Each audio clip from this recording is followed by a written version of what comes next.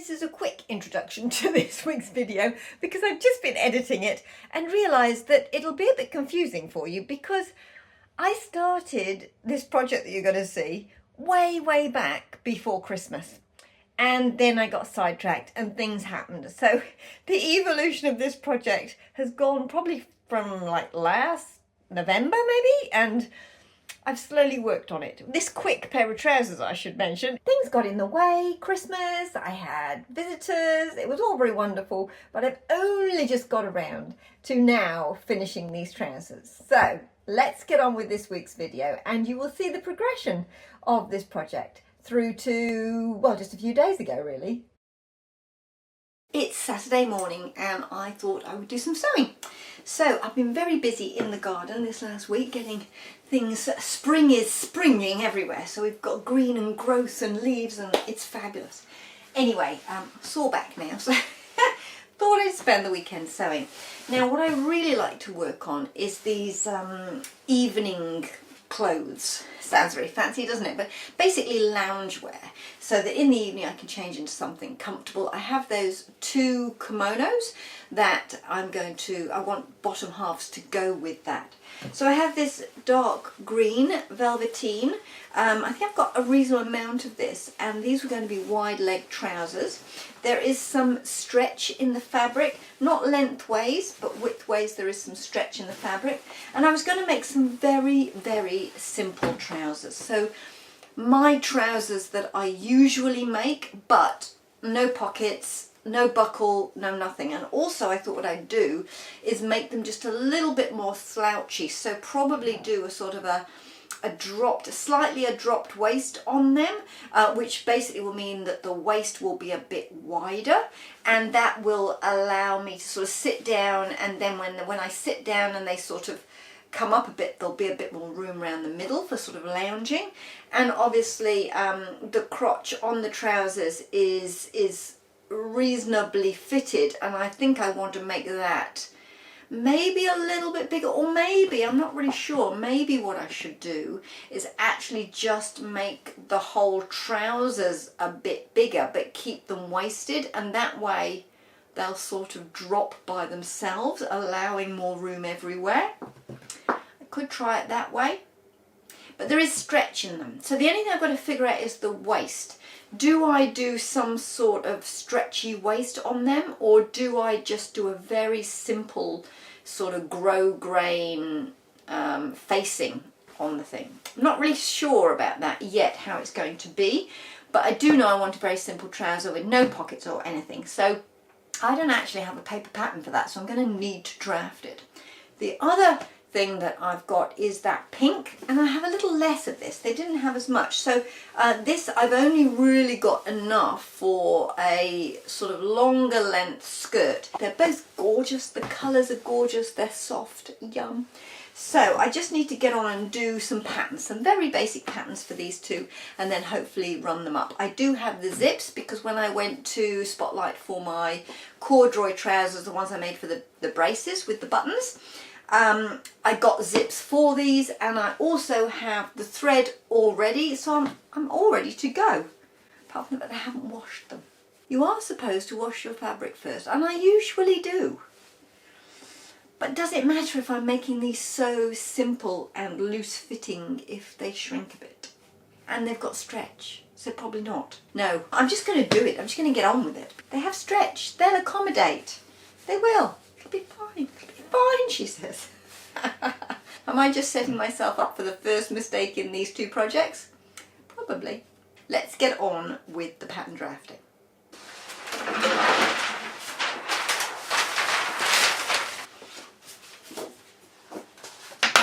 Okay, so I've drawn around my blocks, and what I've decided to do in the end is actually, because this velveteen is stretch and cotton anyway, what I've decided to do is just keep the pattern as is. I'm going to basically take this, the waist seam, I'm just not going to add any seam allowance on because of course my block doesn't have seam allowance. What that will mean essentially is that the waist will be about a centimetre dropped.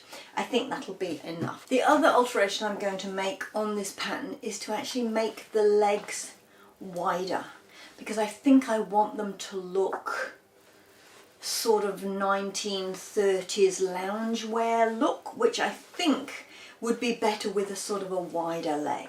I'm all over the place today, I really am. I've just got the fabric out and no, I've decided not to make them wide. In fact, if anything, I think I want them to be a little bit more fitted because they do have stretch in them.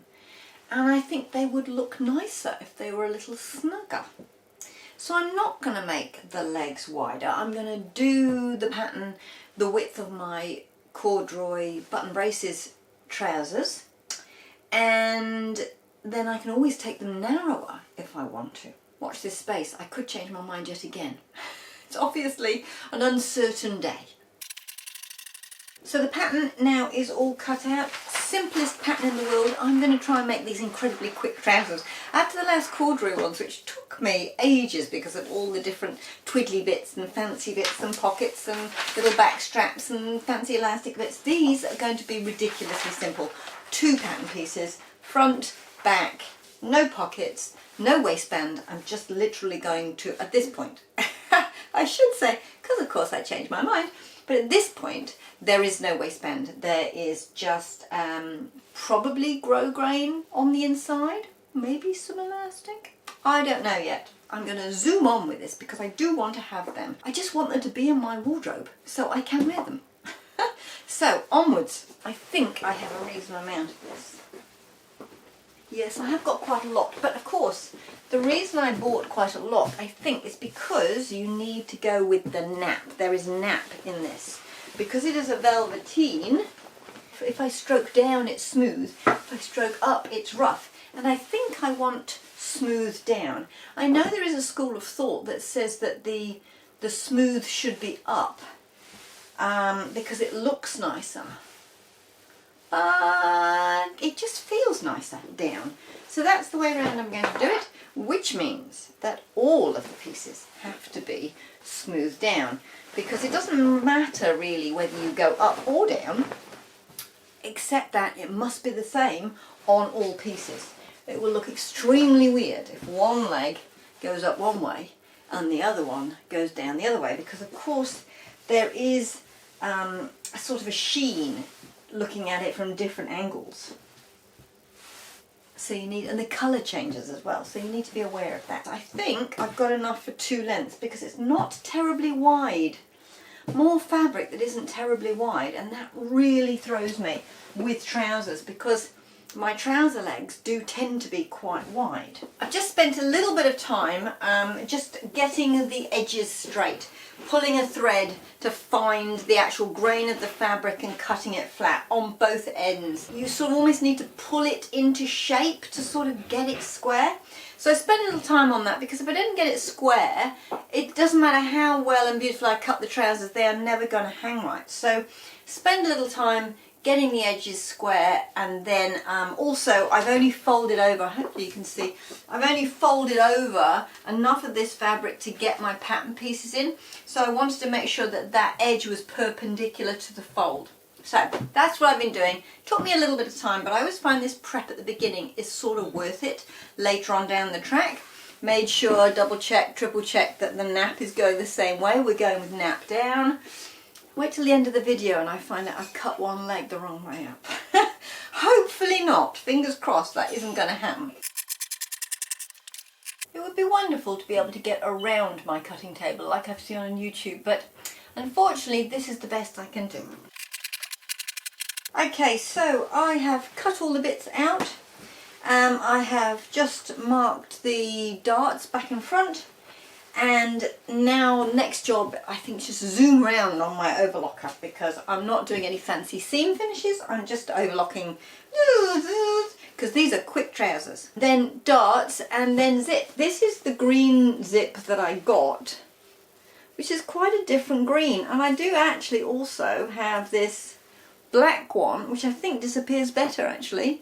This one came from a charity shop and it's invisible. I've got a bit of a zip stash essentially, so when I find zips in a charity shop I just basically pick them up and they go into the zip stash and then are handy dandy things, you know, when I need them. I like my zip tin. Again, charity shop. It's a sort of an Italian grocery shop and I just think it's so lovely. Just sits on my shelf.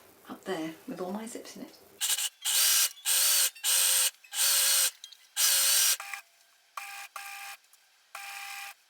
Okay, darts done, overlocking done. Now I'm going to stitch the front to the front and the back to the back, and then probably put the zip in.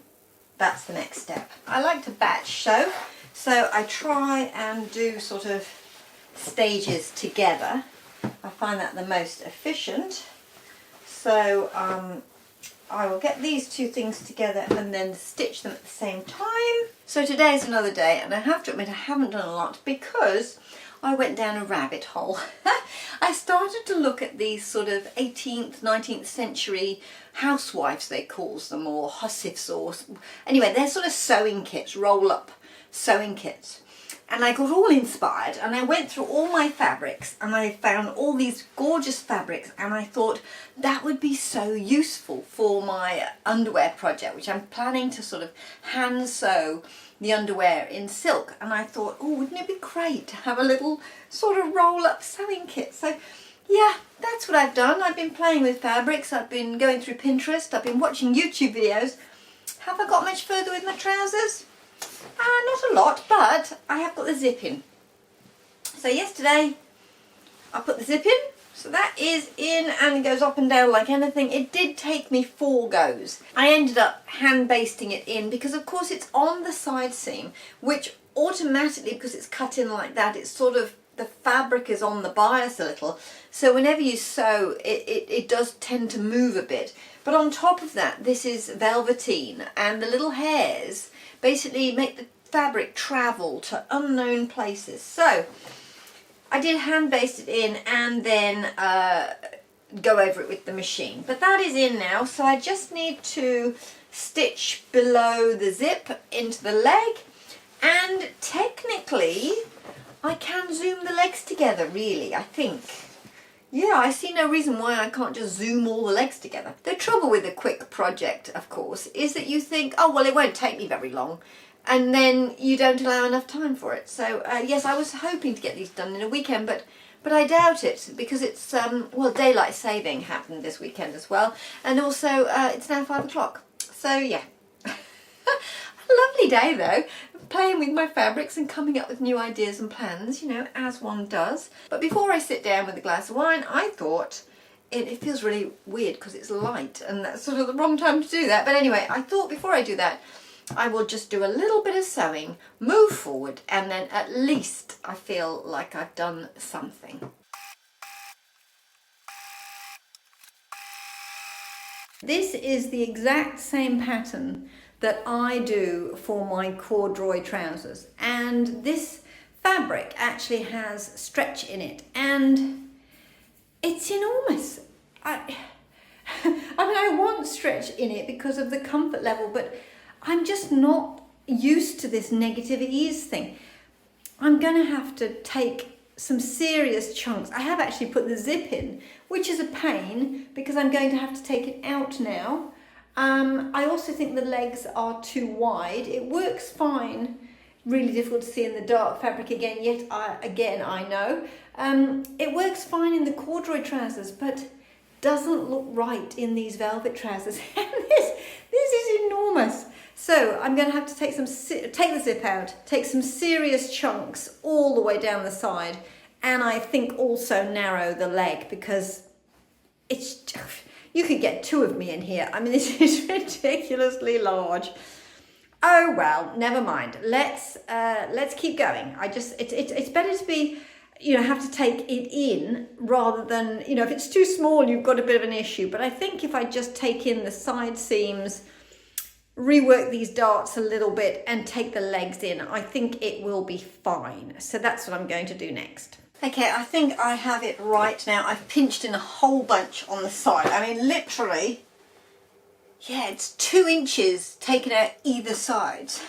So quite a large chunk taken out. But I think I'm also going to narrow that all the way down the leg, and I might actually mimic that on the inside, the inseam, and actually take a chunk in on that too.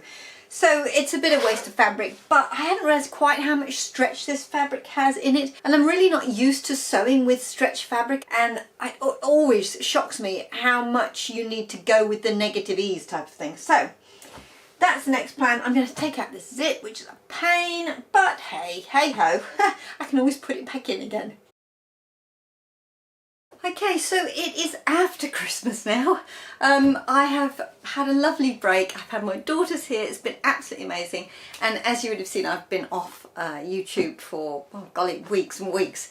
But I'm back now. So one of the projects I was working on before Christmas, which then got hijacked because of making some Christmas presents, was actually these evening trousers. So at this point you would have seen the rest of the video, which would have all have been before Christmas, and now it's after Christmas.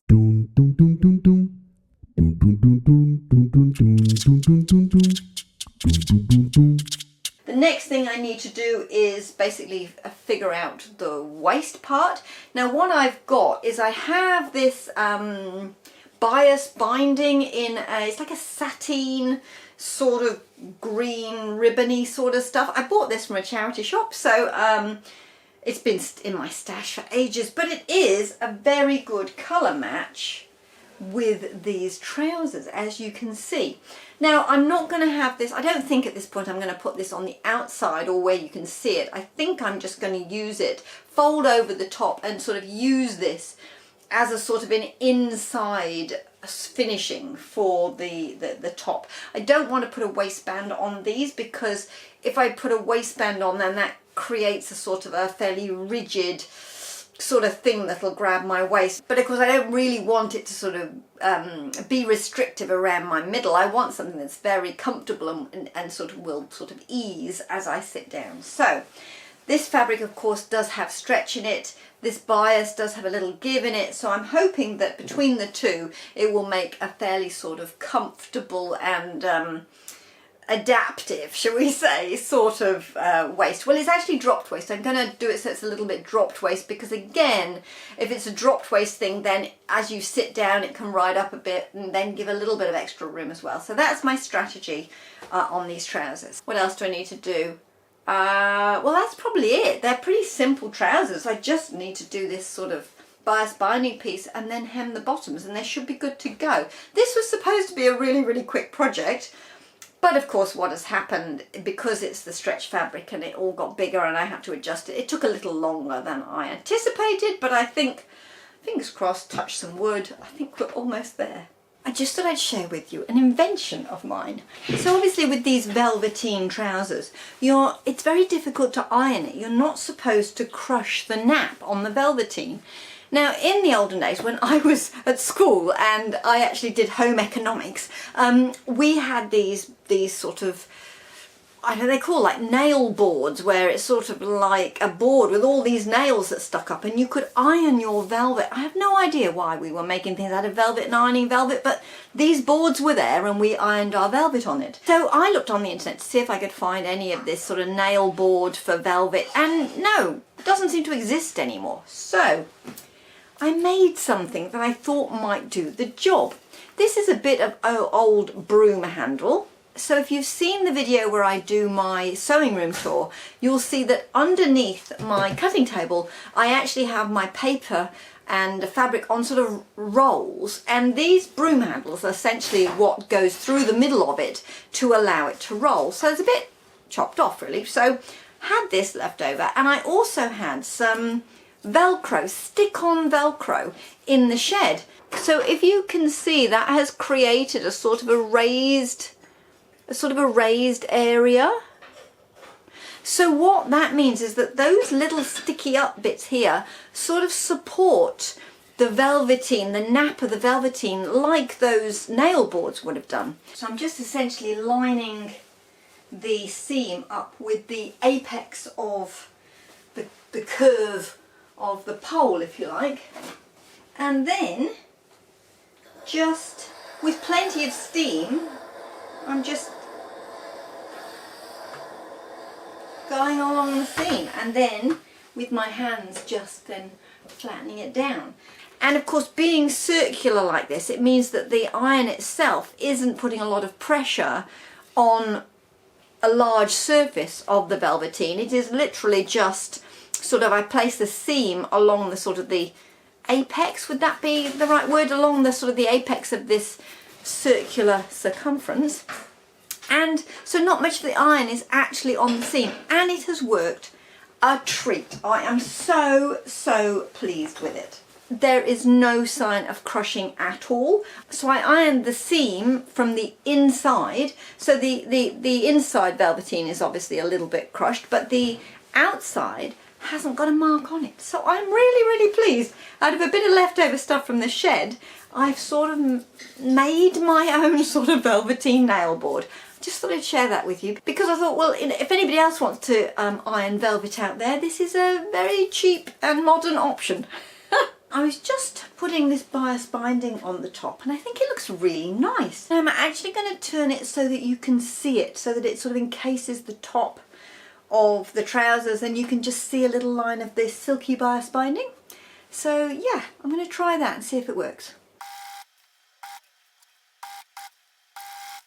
So I'm quite pleased with that. I think it's nice to have this sort of shiny edging. It's a little bit sort of dinner suity, I think, and it just does finish it off quite nicely. So I basically encased the raw edge, so which meant I had to trim it down a bit, because this is supposed to be a little bit dropped waist.